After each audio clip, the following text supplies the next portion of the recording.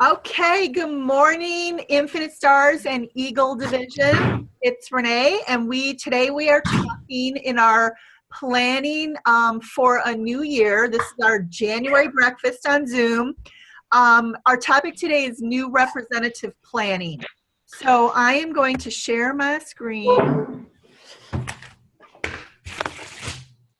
Okay. Oh, okay. Can you see it? Yes. Okay.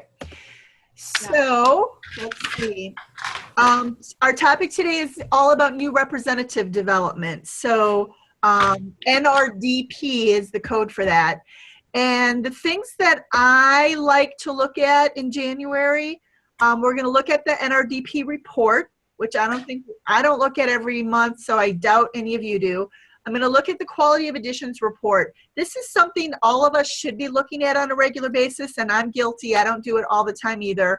And then talking about LOA 1 through 3 ranking, and then again, just like yesterday, some discussion on new ideas, old ideas. How do we, what are the couple of things that you're going to focus on as it relates to bringing in new and developing new business that could support you in having a successful first quarter and into 2017.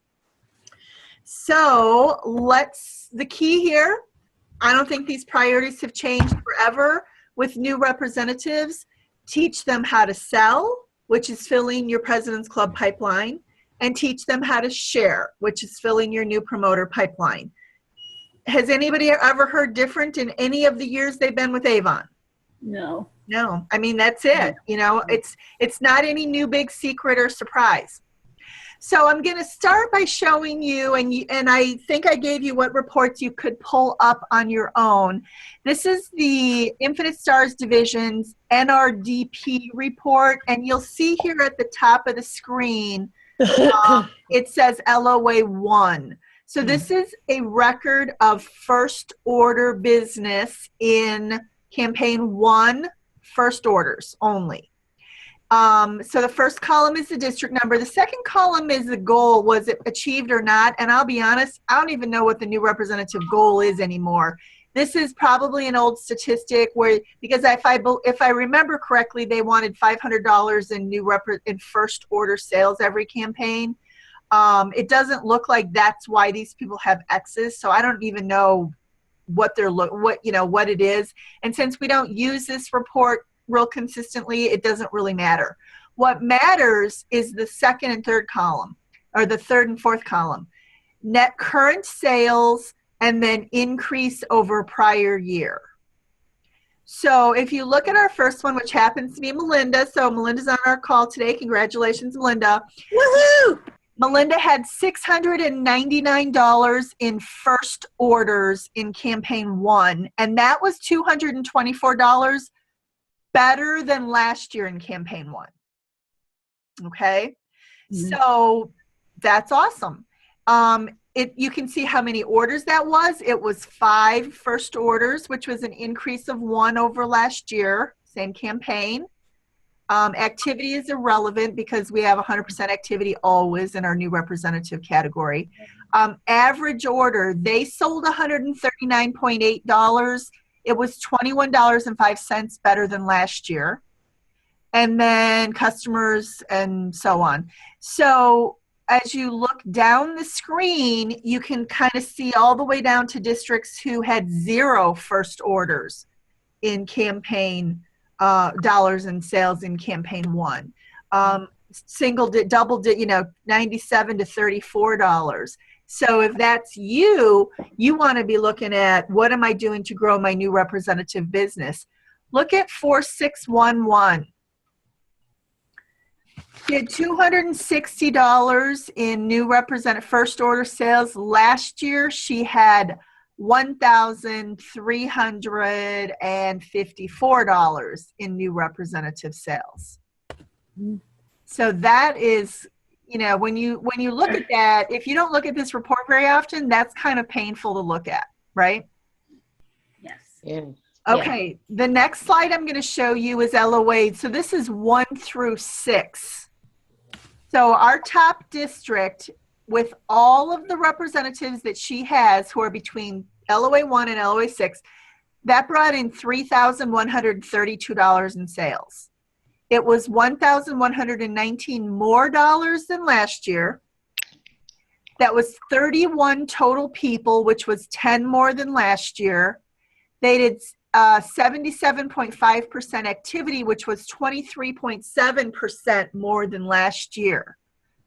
$101 an average order, which, you know, it's unfortunate. You want your new, you would like these new people to be a little bit higher than that, but it was still an improvement. And so I would be thinking this district is set to possibly be contending for Circle, you know, if the new business is doing this well. Then you can also go down to see the districts on the lower end. Oh my God, LOA 1 through 6, you know, only has 11 representatives. If you look at rep count in the second to the far right section, that district only has 11 people who are even in the 1 through 6 time frame. Not even 2 per campaign, technically.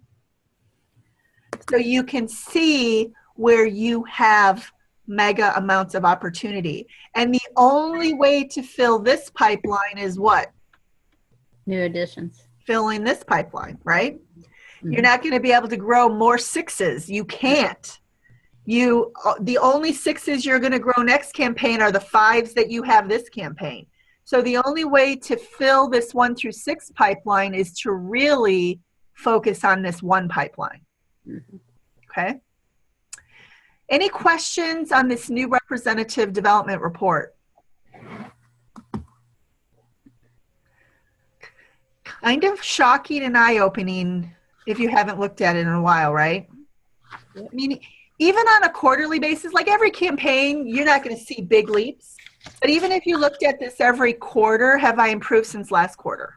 Have I improved my 1 since last quarter? Have I improved my 1 through 6 since last quarter?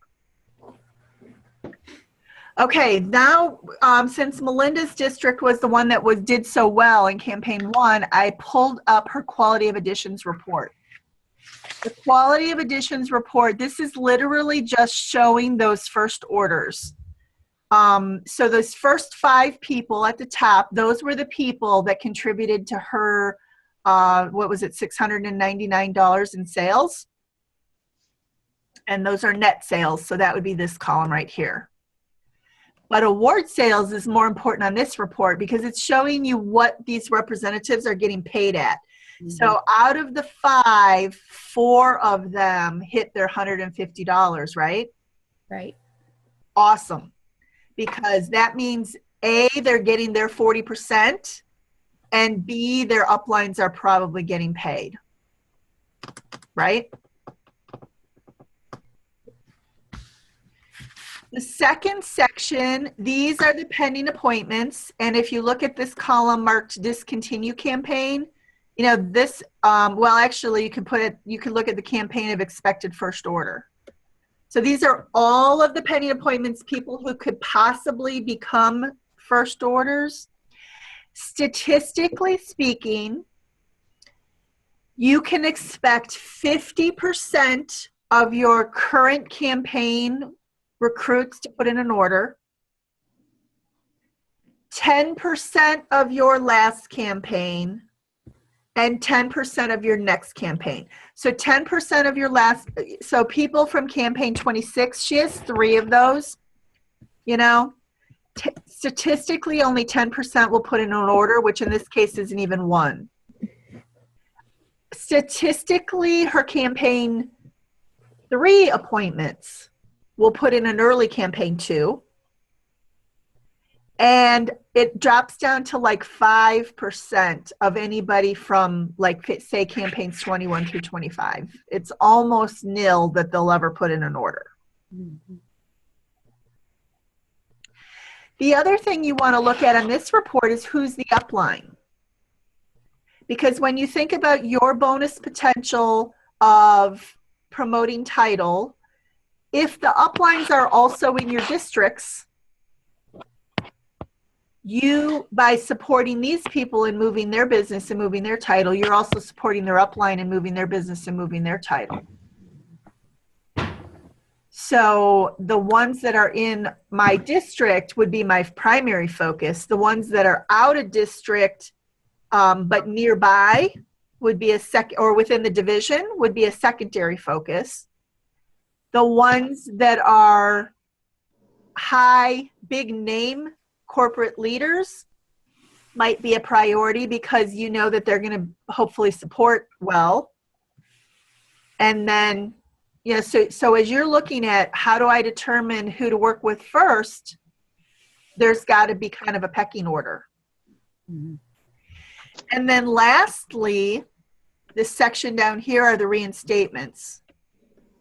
So in this particular campaign, she had 5 additions, 2, 4, 6, and 8 removal and 8 reinstatements. So that's 13 appointments or additions for the campaign.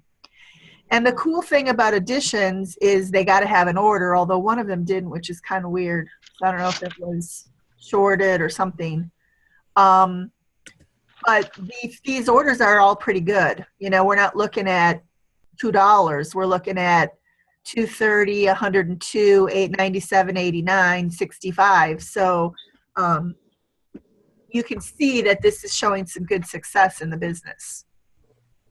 This report obviously there's a brand new one with brand new people on it every single campaign. Questions about the quality of additions report? Comments? Anybody use it differently or really like it for something? I like it for recognition because, like you said, you can see who reached the 150. So absolutely. You know, I mean, and when you think about only 5 new appointments, it would not be hard to send out 4 postcards, emails, text messages that say, wow, you know, and they don't even need to know there were only 5. Rachel, wow, $305 first order. You were number 1 in our district this campaign. Right. You don't have to say out of 5, just say number 1. LaDon, wow, $262 first order. You were number 2 in our division of all of the new representatives. Great idea. Thanks, Andy. Mm-hmm. I do wild cards every campaign. What do you do? Wild cards? Yeah, I Mail? do. Yeah, snail mail. I handwrite notes to them and tell them congratulations on their first order, such and such. Keep up the good work. You know, keep adding 5 new customers each campaign. Yep, absolutely. And there's no reason that you couldn't put a little buzz about starting a team at the bottom. Mm-hmm. You know, I sent my new representative recognition letter yesterday, and it says, do you realize this qualifies you to get the 40%, but also to be a leader? So, you know, it allows, by putting that buzz in you're meeting one of the qualifiers to become a leader.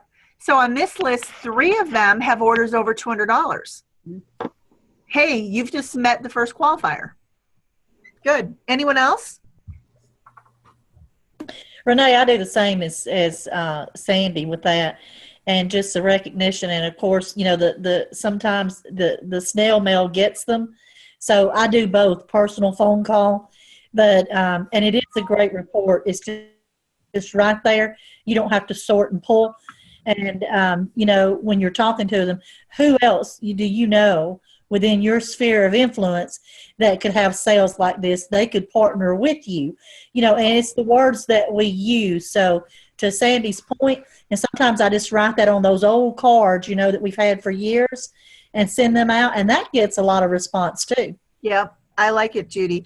You know, I mean, we've gone to so many different ways of new electronic technology and all of that. And I am telling you, you can't not see your mail.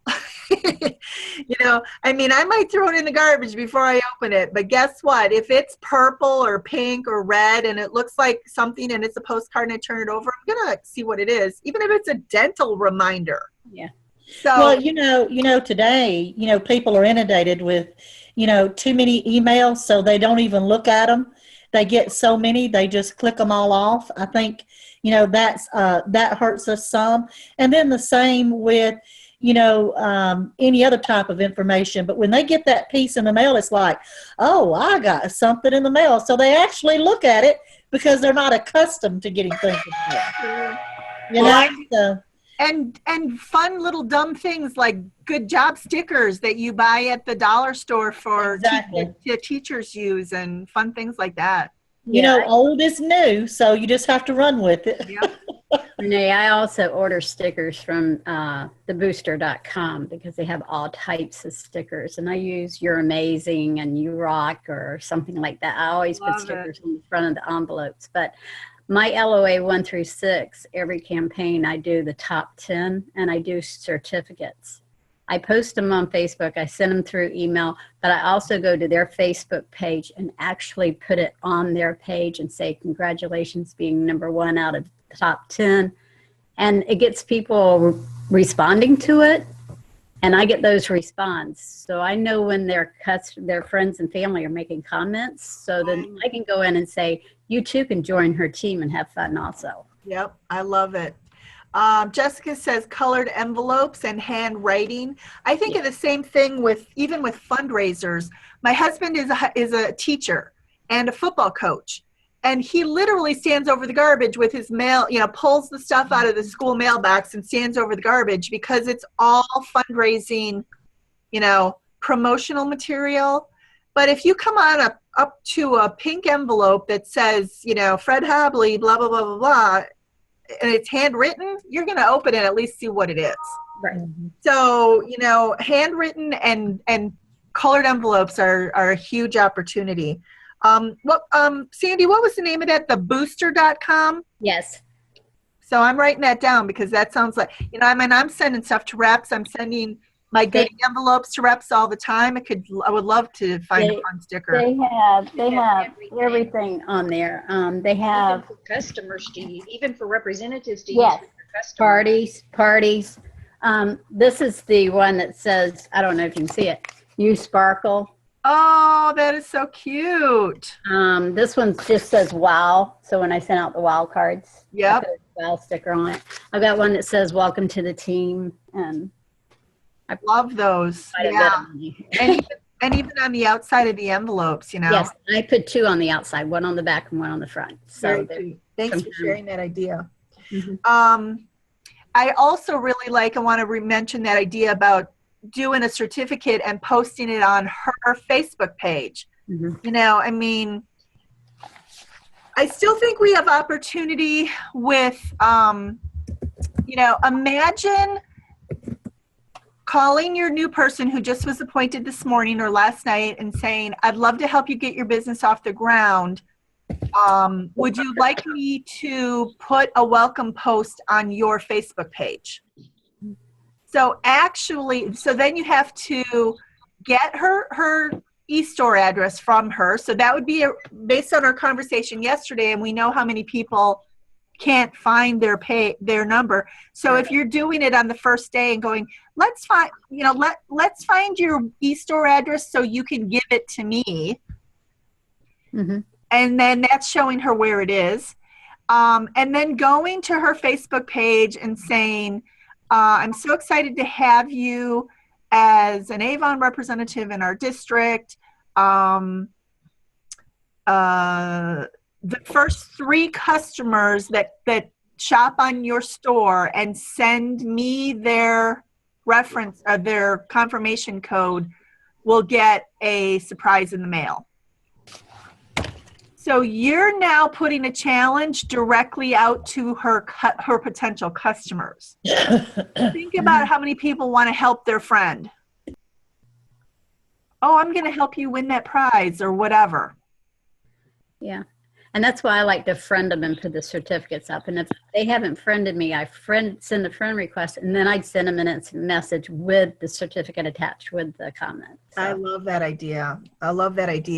And how can it have their e-store address attached to on the post, and then some sort of challenge directly to the customers?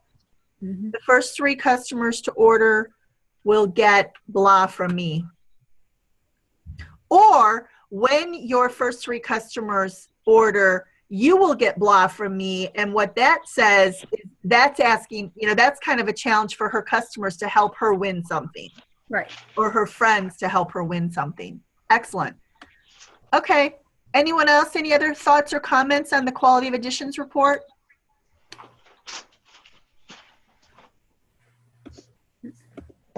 Okay.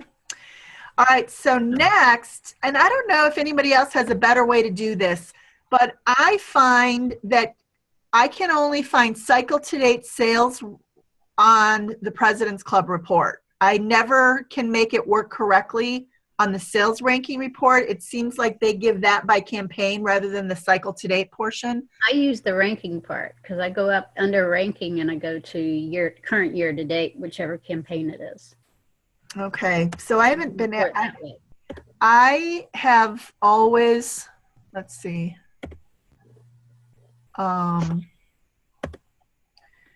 So when I go to DMO, Over on the left, there's one called ranking. and I click on ranking. Go up top and click on where it says campaign. Click that little arrow over here Campaign, and go to current CTD. current cycle to date. Yes. Now I would go to 1 because 2 hasn't built out, so they won't have all the ones for 2. But Yeah, you're right. Current cycle to date 1. You can also use the sales report on the left. That's what I use. Yeah. So what I use is President's Club because it automatically just shows me well, this one will too. cycle to date ranking.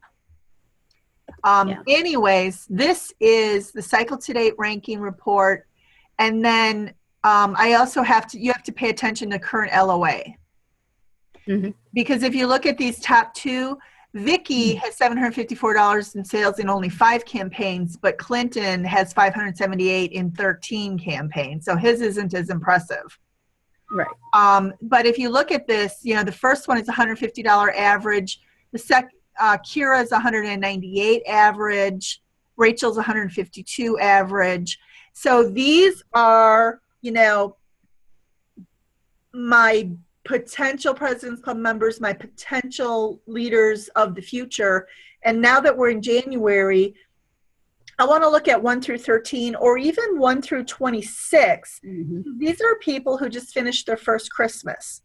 And what is their potential to move into the new year as a full, potential President's Club member? So with those couple of reports, I'm going to stop sharing and open up. Let's see what there's any comments. Yeah, the booster.com, handwriting, greeting cards. Yep. Okay, good. All right. So just opening up the floor to anything. And oh, hey, good morning, Carly. How's your little guy? Good? Better? Good. Sorry, I was on mute. Yeah, no worries. Just tossing around ideas. Maybe, it's something that worked for you in the past. Maybe it's something that has consistently been successful for you all along. But how do you bring new people into the business and start to maybe you like I remember things like the Vice President's Club where I paired my hot new performers with my President's Club members or anything like that. So I'm just going to shut up and open the floor.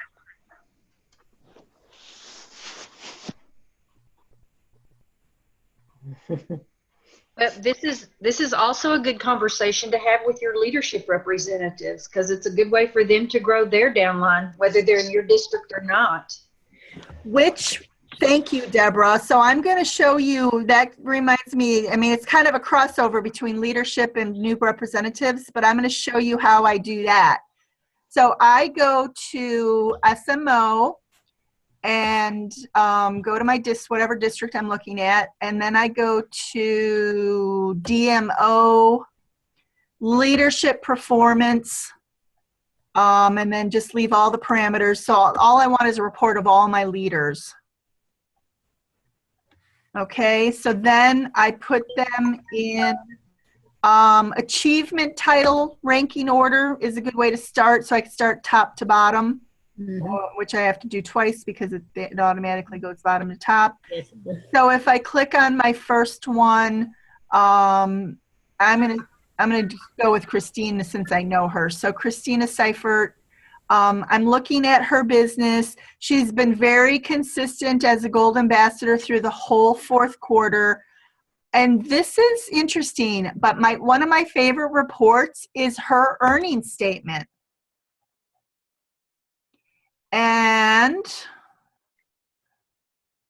all this is it's a one campaign snapshot. So it's, it's not fantastic, but it is showing me her team and people that have potential to be President's Club members or people that have potential to be leaders. So I would go down this report and I would highlight, okay, 404 in sales, 196 in sales, 202, 290. Okay, these two right here, Kimberly and Christina, are not President's Club members, but they can do 202 and 290 in campaign 1. I mean, that to me shows a little bit of potential, right? Right. So to Deborah's point, printing this off and taking it with you, or pulling it up when you're talking to that person on the phone, and let's talk about these people. And you'll be, well, you probably won't be surprised. Oh, gee, I don't even know who that is. When was the last time you talked to Kimberly? I've never talked to Kimberly. I mean, so it helps you to help your representative to kind of do one of these to her. I need to smack her in the head. She has Alice is a 280. She's got an honor society member right here with nobody on her team.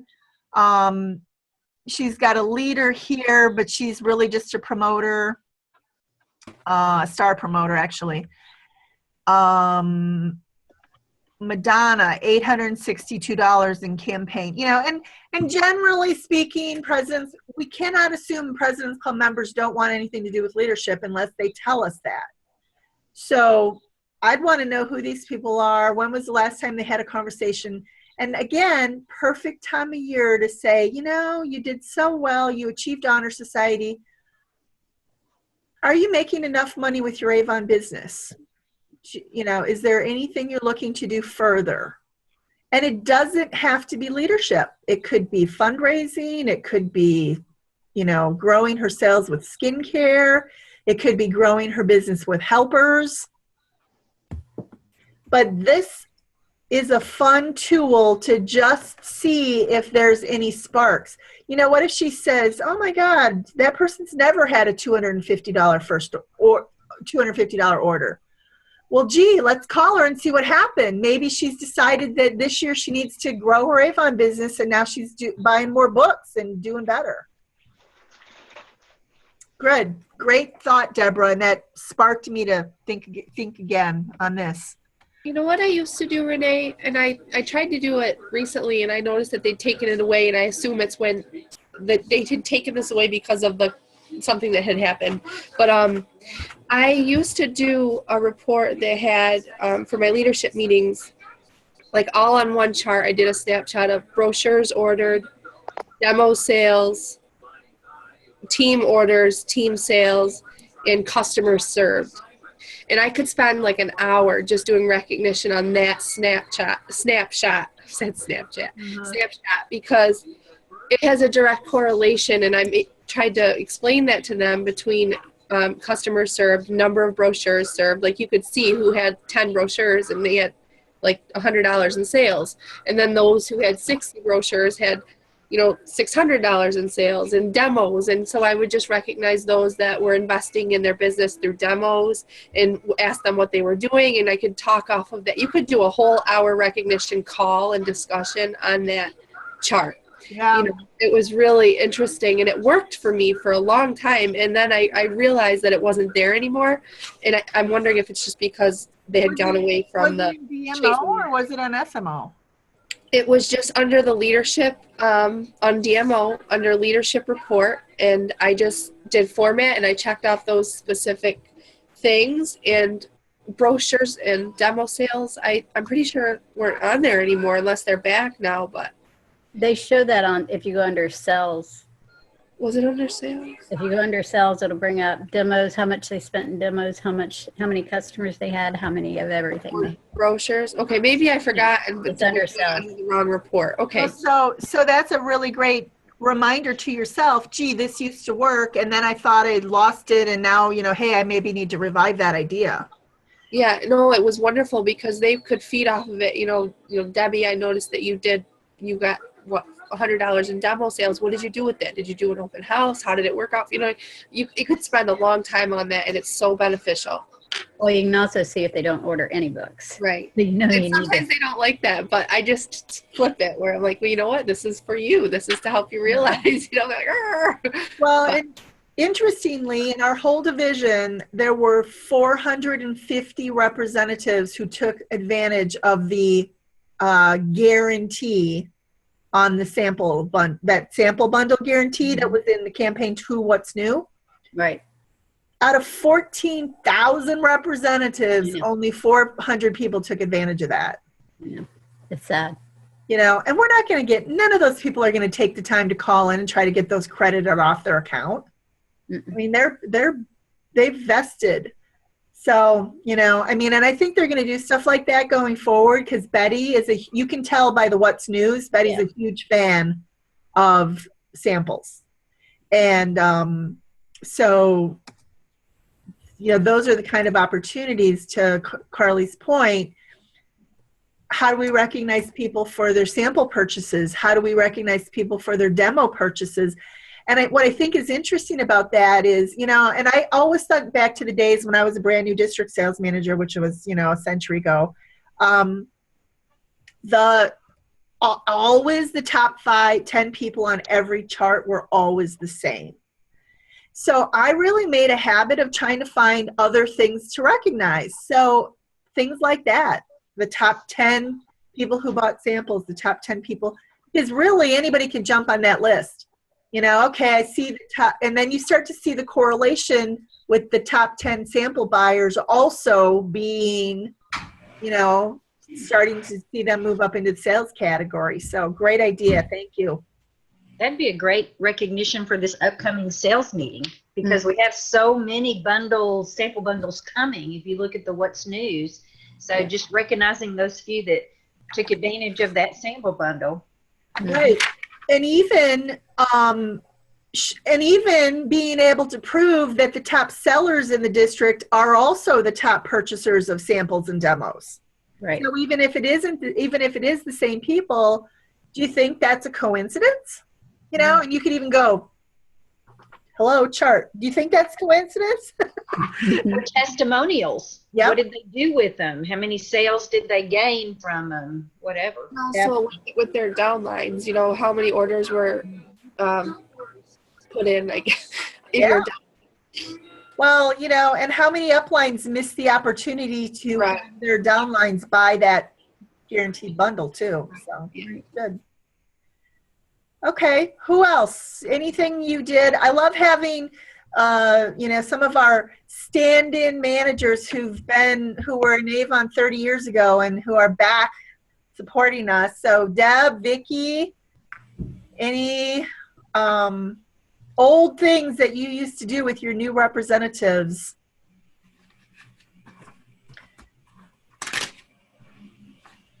I think back to really small challenges. Do this, get this. So the whole, sell $150, get 40%. That's huge. Are we promoting that enough? Is that part of your welcome letter, call, voicemail message, Facebook, text, whatever? Don't want you to miss out on your first bonus 40% when your order totals $150. At least $150 or more. Is that over in campaign 2, or is it ongoing? No. Kickstart is our ongoing, it's not an incentive per se. until they change it. But it's not an incentive. Like Rise Up is an incentive and All Aboard is an incentive. Kickstart is not really an incentive. It's our new representative onboarding program.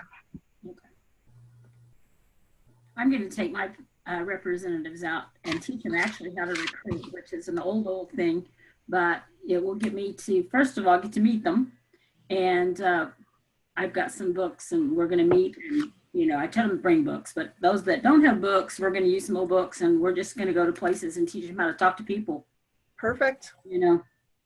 Well, and what I They seem to be excited. and what I like about that, Vicki, is that out of 20 people that you talk to, you know, 1 or 2 might be a recruit candidate, but 6 or 8 are going to be customers.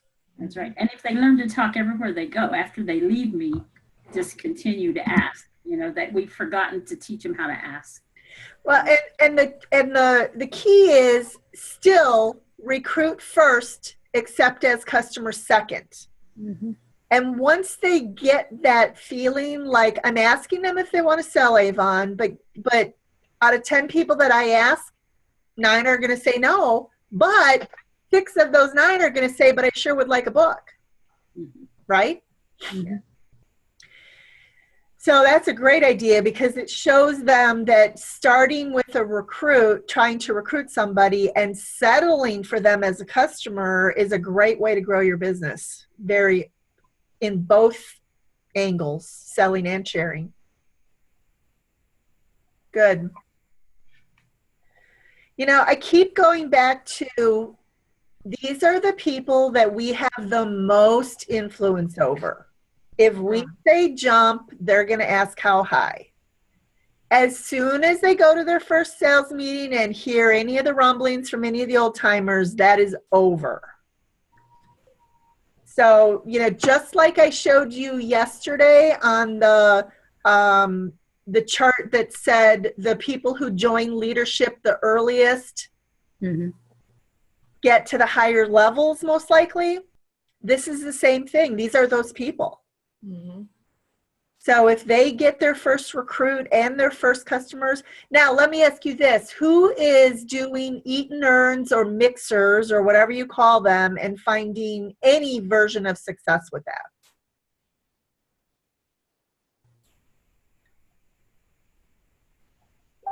Renee, you know that I have had great success with it. I just, like I said yesterday, have stalled out in finding new people to do them with. But I'm still a firm believer because I'm still at 100% sign up rate with the Eat and Earns. We have signed up 100% of everyone that's attended. So, you know, and I think I've had a total, I mean, I haven't had a huge number of them. I've had 4 total. And I think out of them, a total of 12 new representatives. So I think that's great success. I had that one that was accidentally too expensive. But I made up for it with the next one that was, you know, $2 for 4 of us. So, you know, it's just, they are so much fun. And like I said, I'm a true believer in them and it's my goal to power them up again. I think we just kind of lost steam with the holidays coming up and people not wanting to commit to social events during the month of December. But so Charlotte, tell me what your technique is for getting them quickly. So are you doing it, are you talking to her today and trying to schedule it for 2 business days down the road or 3, or what are you doing? Well, first I bring it up really casually and I bring it up in the first or second conversation with either a new representative, those are my favorite, of course, the new representatives, or the promoters who have gotten their first person. They are great too because they got their first person, they're excited. So let's talk about how to get you 3 more right away. And I'm very casual about it and I let them know this is a really casual, fun opportunity. Yes, I'm going to talk about Avon. I'm going to, you know, talk about it kind of seriously for 15 minutes. And the rest of the time, we're just going to have fun. We're going to test out some products. We're going to have some girl talk. We're going to eat good food. So who do you know that you would like to invite? And they will normally list anywhere from 2 to 3, 4 people. And then I say, great.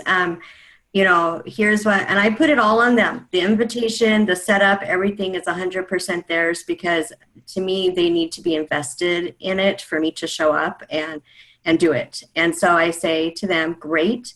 I'm very flexible. It can be a Saturday morning or afternoon. It can be an evening. It can be a weekday. We can do breakfast, lunch, dinner, dessert, whatever works for you guys. Pick somewhere moderately priced. Pick a time, pick a day, get them all together, and let me know where and when to show up. So far it's worked. I have yet to have a conflict. Nobody has scheduled me twice, and I'll deal with it if that happens. But they do it. They go out there, they say, okay, I have 3 people. And I say, great, who's your 3 people? I will then friend them on Facebook.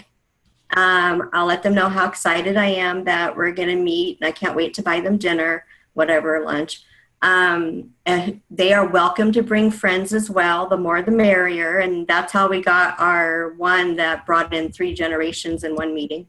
So yeah, it's just fun. Cool. Yeah, it's fun. I bring goodies. Anyone who comes walks away with something, whether it's a free sample or a little bracelet that says "I love Avon." I mean, I still have those left over from my executive unit days, unit leader days. I think I still have 150 of them. So, they walk away with something, and I do work really hard to get that contract right then and there at lunch, because I feel like there's a little feeling of, well, she bought me dinner, I should at least listen to her and pull out my phone when she tells me to. Yep. And excuse me. We had one. And that's actually the whole point of it. It's kind of like a timeshare presentation. Absolutely. And if you've ever been to a timeshare presentation, they feed you really well, but they expect something in return. It is not guaranteed free. And I treat it that way, but I do it just really casually. Like, I talk to them, we eat for a while, and I say, okay, everybody, go ahead and pull out your smartphone. I don't tell them why. I say, okay, go to startavon.com, and I had one that got to the $25 to pay, and she was like, well, I just have cash. And I said to her, well, where's your bank? And she said, it's next door. I said, great, go deposit your cash, we'll wait. And she came back after having deposited her cash, and she signed up. We've had 2 others that didn't have the money on the spot, and it was just real rigorous follow-up. I worked with the leaders who had invited them, and they signed up within a week. Good. So. Okay, there's a couple of questions, Charlotte. What kind of invitation do you use? Is it a formal, or you're just telling your people to invite their friends? It's very casual, nothing formal at all. If they do any kind of invitation, they might post on Facebook or whatever. But I feel, and I talk to them about calling them and inviting them, or texting them and inviting them. And it's simply, hey, I just started my Avon business, and my district manager is offering to take me out to dinner with my friends. The end. It's just the less is more kind of concept when you're doing the invitation. Okay, and Sandy wants to know, do you do one group at a time? Yes. Well, yes. Usually there's the first person I talk to that got the ball rolling. So my 2 best ones have been the original leader who started out as a promoter. She invited 3 people, and then their people each invited 1. Those were my 2 best. But yes, it's always one group. I don't try to, okay. I guess I could mix it up, but you get to where you get too big of a table, people can't hear you talking, so, I had one where it was me plus 6, and that was almost too many, because I had, one person way down at the end of the table who couldn't hear me. Well, and not only that, but if you're trying to have a fun, casual conversation, you bringing 3 groups of strangers together isn't really conducive to that. Yeah, and I'll set the leaders. I make sure I seat leaders in between new people and me. Like, I don't let the people I know sit next to me. Yeah. So I'm real careful about where everybody sits. Okay. Thank you. Excellent. Okay, what else?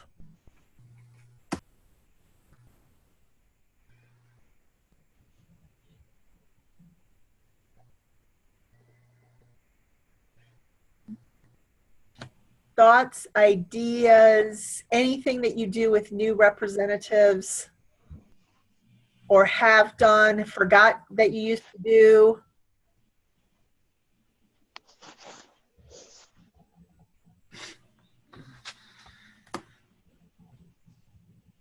Okay. Well, let's hear some takeaways. So what are you going to do? What's going to be one of your priorities as it relates to your new representative business that you could take away from this call? I'm going to work the NRDW report, the new rep report. New rep report. Yep. Really study it. How do you improve yourself over last campaign? And then, you know, how does that grow? How does the LOA 1 turn into improved LOA 1 through 6? Right. I think too the recognition, like Sandy was saying, and really, you know, giving those, as you say, Renee, that those are our future. That's our future. That's where our business is going to be with them. So give them that attention, give them that recognition, give them that focus, and take it from there along with our other jobs to conquer. But so I like it, Kirsty. You know, I mean, I'm not sure I'm doing a great job. What I try to do with recognition, like and at the division level, it's different, but I post, you know, everybody who promoted, and if they promoted their title. If they're not already in my group, I friend them and then get them in the group. But yeah, I mean, is everybody being completely consistent that every single new representative gets friended and then invited to your group? Mm-hmm. Because as you saw in the letter I sent yesterday, I get 2, 3, 4, 5 people every time I send out that email at the end of the campaign. Like yesterday, I sent out that email at the end for my close of campaign 1 recognition, and darned if there isn't a lineup of requests to get into our Facebook group after I send that email. Mm-hmm. So, you know, it's 2 or 3 people, but still it's 2 or 3 people who weren't invited to our group before. Right. Yeah. You know, something somebody said made me think of one more thing I want to show you. So can you all see I'm on the SMO, right? You haven't been on Share Me for a while. We didn't. Oh, thank you. Thank you. I'm sharing again. Hang on one second.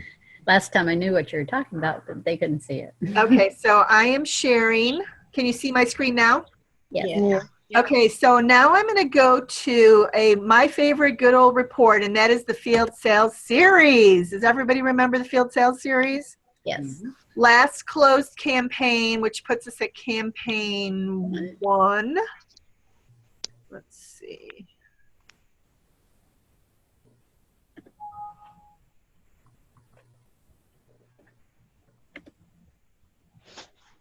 All right, let me get it down here. All right, can you see it now? Mm-hmm. Mm-hmm. Okay, so my favorite part of the Field Sales Series is actually at the way end of it. So if you go all the way to the last, there's like, I don't know, 20 pages in this. If you go to LOA sales, see here on the bottom tab? Mm-hmm. This is actually showing you how you're doing on a LOA basis. So this is, you know, campaign 1, $261 in first order sales, and this is just campaign 1, of which last year in this district there were over 1,300. In 2 to 4, there's 578. That's 368 below last year. But look here, 5 through 13, $601 more than last year. 14 through 26, $150 less, and more than a year, which in this category is all of your President's Club members, $4,099 below prior year. So this is a wonderful tool to see how you're growing, because you can't say, it would be very difficult for you to say, you know what, I'm going to try to improve this 1 year plus group, because you're going to be trying to teach old dogs new tricks. What you'll see is quarter by quarter, if you can improve this new category, the news become the 2 to 4s next campaign. The 2 to 4s start to become the 5 through 13s. The 5 through 13s become the 14 through 26s.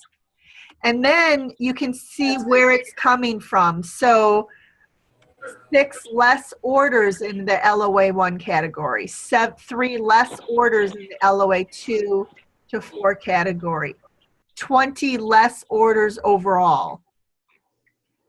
Average order. Look at this. The new people sold quite a bit more on average,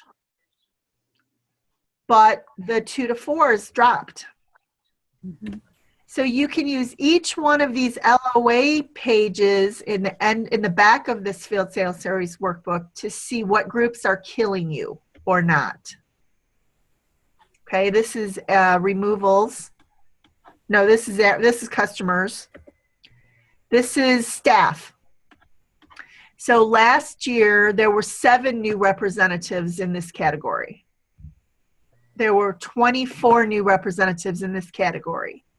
There were 31 new representatives in this category, but there were only 17 in this category. So this is an increase of 10. So it allows you to literally say which group of representatives is killing me. And if you go into even our old planning worksheets, you'll see that there's actually a little chart where you can put all of those numbers in for each of the categories and then look at it as one big picture. Which LOA group is hurting me the most and which KPI is hurting me the most? Is it average order that's hurting my sales, or is it because my rep count is down so far? Right. So if you haven't used your Field Sales Series in a while, I strongly urge you to do so. Okay, anything else?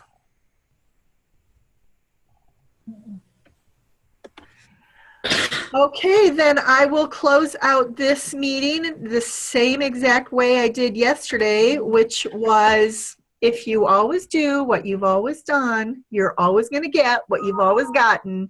And where's that? Is that good enough? Are you accepting of what you got for bonus money last year? Are you accepting of what you got for results? And frankly, are you going to be accepting of what you're going to get as PMP score? Because I know I'm not. I'm already mad and I don't even know what it is. Right? Okay. So thank you all for joining today. Have a great rest of the day. We have tomorrow at noon, growing your President's Club membership. And I got some good exercises for you there as well. Thank you. Bye. Thanks. Bye. Thanks, everyone. Thank you. Bye. Bye.